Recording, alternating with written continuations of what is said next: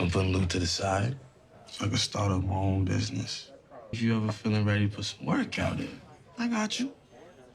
Cause you good at this shit. No Rock, no Ronnie, no Unique, nobody other than me. And you.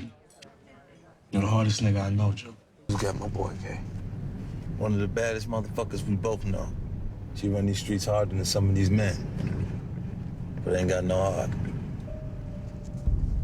Jukebox. Music always been your dream. I only dream when I'm asleep, nigga. And I'm wide awake up in this motherfucker now. You found out who put Fame down? Best believe I want in on that. Just when you out here gunning for niggas. Since they put down Fame. You serious? When you said you put in the work? Hell yeah. Let's do this. You and me, we gonna take it back to the street. Be partners.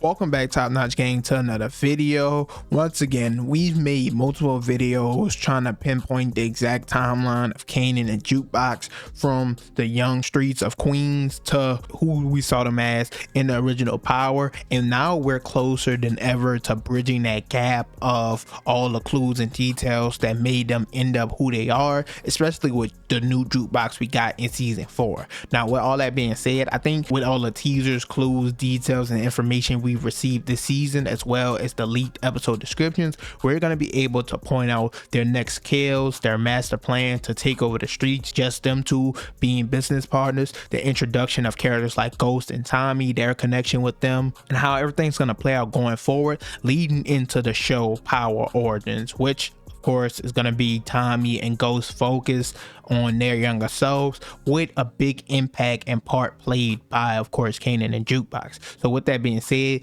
we're going to break down what's going to happen from this point leading to Power Origins, how everything's going to eventually connect to the original Power, how it's all going to go down. So you guys feel free to leave a like, comment, subscribe, let me know your thoughts, opinions, and predictions down below. But let's get right into it. Now, for starters, we're going to be talking about both of their next kills. Now, if you're looking for anything about their backstory, everything that happened up to this point, I suggest you check out those other two videos I mentioned in the intro. But we're going to be talking about everything leading to Origins and also connections that we already know and have that could give us insight to what we're going to see with their connections to Ghost and Tommy. So like I said, both of their next kills. So we're actually going to start off with Jukebox, because her turn this season after getting her first kill is crazy. Like, she's losing her mind, and I want to start with her specifically because her main focus right now is the death of Famous. You found out who put Fame down? Best believe I want in on that. So much so that even in the last episode, we hear her saying, when Kanan is talking about them being partners and teaming up, she's saying she's fully focused on Famous and she don't have her mind set on anything after that. I just want to find out who dropped Fame. I ain't got no plans beyond that. Now, this where her next kill comes in at, because I believe that starts to change. We know in the episode, Kanan told her he had money stashed away. We know he was skimming money off the top, saving it so that he could start his own business. And he told her, I wanted to be away from Ronnie, Rock, Unique, Marvin, everyone. I wanted to just be me and you. I've been putting loot to the side so I can start up my own business. No Rock, no Ronnie, no Unique, nobody other than me. And you. And we know O-Cee told Unique about that money. He followed Kanan to the spot and he ended up stealing it. And the episode 7 description said that Kanan was searching for a missing O-Cee. Well, going into episode 408, Street Struck, it talks about Kanan looking into his stereo on what happened to Famous, but Jukebox is now searching for a missing O-Cee. So the fact that she's now going along with looking for this money that they're gonna need or whatever, it lets me know that she's gonna decide to join in on Kanan's plan to take over the streets together. So I believe with this happening, I think she's the one who's gonna kill O-Cee, who's gonna be the person to take him out. I think that's her next kill going forward, and I think she's pretty trigger happy. I mean, we even saw it in the last episode when Marvin finally gave her the gun and she was walking down the street and shit, and the men was heckling and catcalling her and shit like that, that she almost whipped it out and killed them right then and there. So she's trigger happy already, and I think now more than ever, because of the death of Famous and O-Cee robbing and stealing the money from Kanan, she has reasons to take people out. Now we're on to Kanan's next kill, and his to me is a bit more tricky, and it's for a few reasons. One, of course, the episode 8 description, as I mentioned, he's looking into hysteria on what happened to Famous, and of course we now know he believes it was Rock who set the whole thing up, due to when him and Jukebox went to the courts and checked Freddie's crew about being the ones who took down Fame, and they told him that they heard the cops put down Fame. Heard it was police that dropped Fame. Niggas saying they knew about some cops being dirty, and they got scared of him talking, so they snatched him up and put him down. And we saw in season 4 episode 7, of course, when he was dropping by looking for O-Cee, he saw Rock handing the cops money. Now Rock is a victim of all the other shit that she done in the past. It's like the boy who cried wolf, but in reverse. It's the same with everyone thinking she took out Unique, where she has done so much shit that all the other bad shit, it just seems like she would have or could have did it. Even Snaps and Pops said it in the last episode as well. It seemed like some shit she would do. A lie, that really sound like some shit you do, Rock. Except I ain't have nothing to do with it. For the last fucking time, I didn't do nothing unique. And I guess I'm gonna have to scream the shit from the mountaintops, cause don't nobody believe me. So the problem is that I don't think Rock had nothing to do with it, but Kanan believes that. And in the preview for episode 8, he tells Jukebox this. He said you might know who put down Fame. Rock. Ain't shit Rock wouldn't do. So I think he's gonna be looking into the theory and everything like that, and we know he already told Krystal he believed Rock, his mother, did it. Now this is important because in season 4 episode 9, Krystal is gonna go missing. It's talking about her disappearance, so maybe she go missing at the end of episode 8, but he also suspects Rock has something to do with this, and a lot of people have been making that prediction as well when these episode descriptions first got leaked of something possibly happening to Krystal. Now this connects back to a teaser scene that we have yet to see, where we see Kanan beating the shit out this little janitor guy, and people are expecting this now to be Krystal's stepdad. That's important because we found out earlier this season that this was her mom's boyfriend and he was doing inappropriate things to her and shit like that, and he even told her, if you want me to go check that nigga and have a conversation with him, I will. So her punk ass boyfriend can put his dick filling hands on me again? Nah, I ain't going back there. You know, I'm more than happy to have a conversation with that nigga. Make sure his hand's not feeling on nothing no time soon. Now, she of course told him she loved him in the last episode. He told her about the Rock situation. So if this is the reason she comes up missing, with the loss of Fame, we know Rock just killed her mom, his grandmother, so that's another loss. He lost Howard, now he's gonna lose Krystal. He's gonna crash out, and I think he's gonna end up killing her stepdad. Now, I don't have no predictions on what happened to Krystal just yet. I'm gonna make a whole video about that, but I do think Kanan's next kill is her stepdad or her mom's boyfriend, whichever one you want to say, and he's just gonna be on a constant rampage for revenge and answers from this point on, as the episode 10 description basically says that he's furious, enraged, he wants revenge and answers, so all the truth will be revealed by the end of episode 9. Now, before we get into the introduction of Ghost and Tommy and Power Origins, how I see all that going, we got to talk about the next moves they're going to make to take over the streets and game. Especially if they do take out O-Cee and possibly don't get the money back, they're going to have to find ways to get the money, to get some loot. And that brings us to Jukebox once again. I think I know exactly what she's going to do. The clues, hints have been laid out to us over the course of this season already. Now, remember how at the beginning of the show, Jukebox wasn't in the game like the rest of her family, but she was stealing, robbing trucks, and she was taking this with the crew she was working with, and it was selling on the streets to make money and everything like that.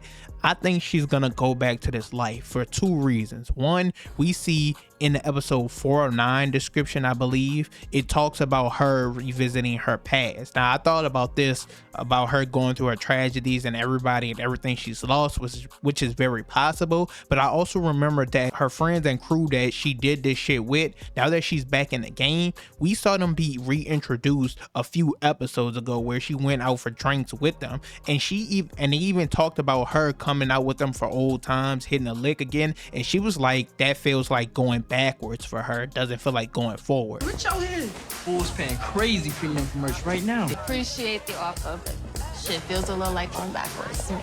But now I think that now that she's established herself in this game and in this life, that's the route she's gonna choose to take. Now, this is important because I think this also impacts why she becomes a cop. I initially thought she became a cop, obviously, because she had an attachment to someone like Burke, who she fucked with, she was close with, they looked out for each other. Burke checked on her after Nicole's dead. So I thought that would set her on the path to becoming a cop, or even Howard himself, him being a dirty cop, her seeing that close up, face to face, everything like that. And we also thought the military, that was the path. But now I think it's because she's going to be able to control these situations. When she goes back into this thievery and doing missions and heists, I think a lot of shit is going to go wrong, and her becoming a cop is just to tidy it all up. Because if you remember, once again, in the original Power, when we're first introduced to her, it's because she built a small team to rob the gas station, and obviously her being a cop, she could pull up to the scene first and make sure everything go well.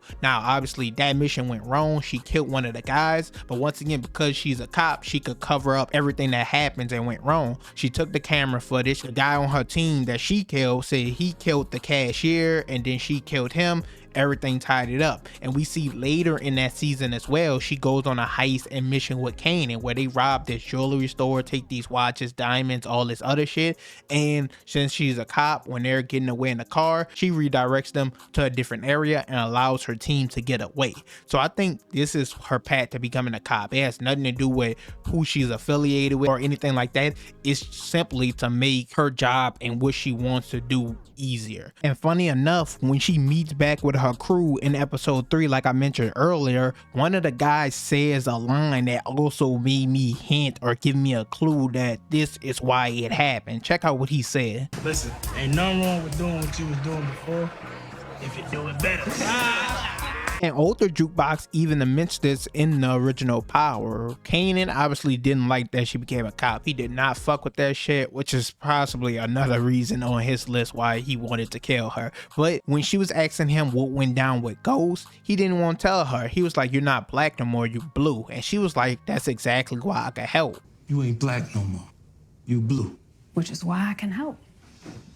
So she sees the advantageous position that she's in by becoming a cop, and I think that's the sole reason she becomes it. So I think it makes the most sense for her specifically that she goes back to hitting licks, robberies, and doing heists, because that's what we got from her in the original Power. She was never really moving weight, bricks in the streets like that, in that type of field of work. Maybe we'll still see some of that because once again, her and Kanan are gonna become partners, but I think she's more so gonna be heist mission focused. Maybe find somebody who got a lot of loot, who got a lot of product, who they could take advantage of, and she just puts the plan in motion. We've seen her multiple times in the original Power orchestrate these plans word for word, bar for bar, step by step, everything they're gonna do. ICE is gonna be on the move sooner than expected.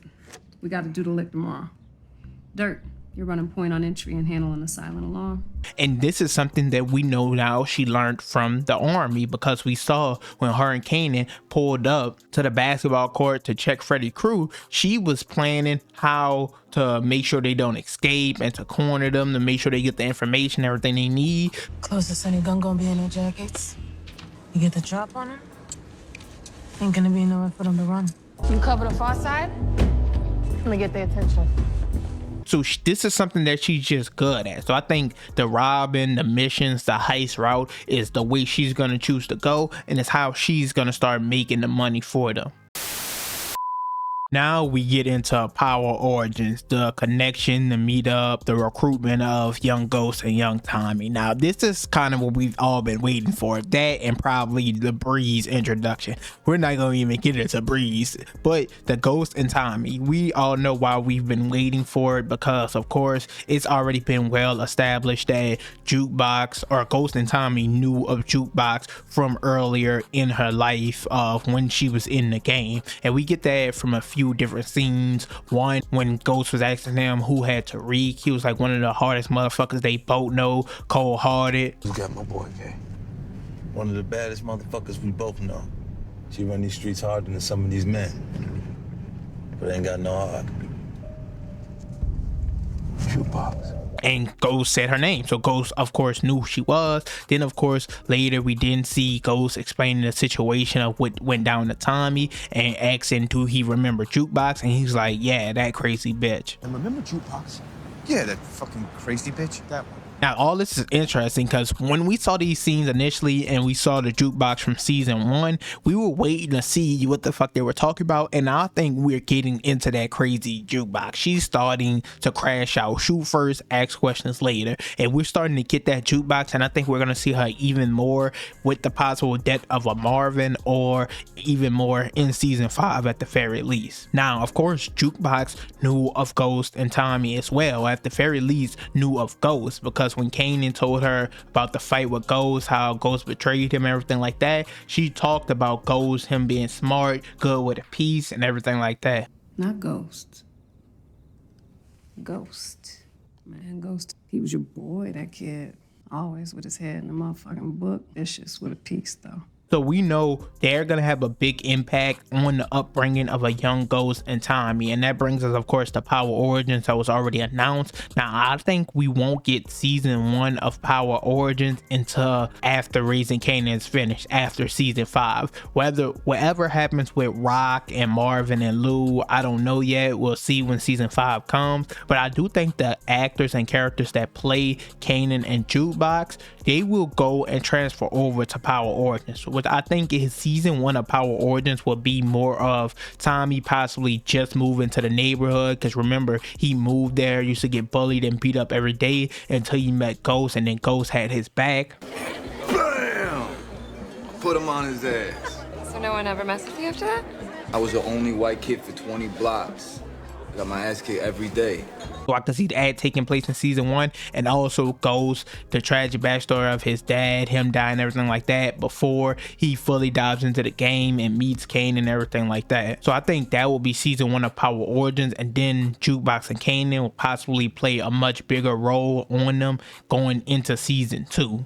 And I think that's where we'll start to see everything. I know a lot of people have already been thinking we've seen Ghost a few times. I remember going back to last season when Kanan and Famous first started moving work. People thought the white boy and the black dude, I think his name Marcus or something, they thought that was Ghost and Tommy, because we seen Tommy name spray painted on a Bandit Warehouse or some shit like that. Even within this season, a lot of people talking about the boy that found Famous's body. Could that be Ghost, because he was running from who they thought could be Angela's dad? So there's a lot of people like waiting and anticipating the introduction of Ghost and Tommy, and I think unfortunately we won't get them to Origins like I said, but we are seeing the Jukebox and Kanan, we're seeing their takeover, so that when they are raising and training and Ghost and Tommy is learning from them, it makes sense how they got to the position that they was already in. We're gonna see it firsthand by the end of season 5 of Raising Kanan.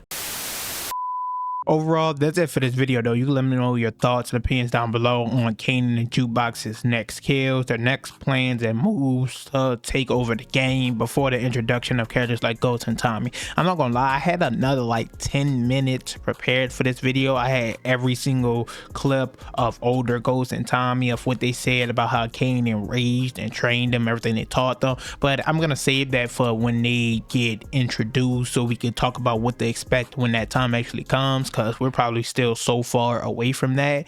But also this video is getting pretty long, and I don't know if you guys want a 30, 40, 50-minute video. Like, it probably was going to be that long with the me showing the clips of what they're saying and everything. But I think I broke down pretty good the next step for Jukebox and Kanan towards the end of season 5 and leading into Power Origins.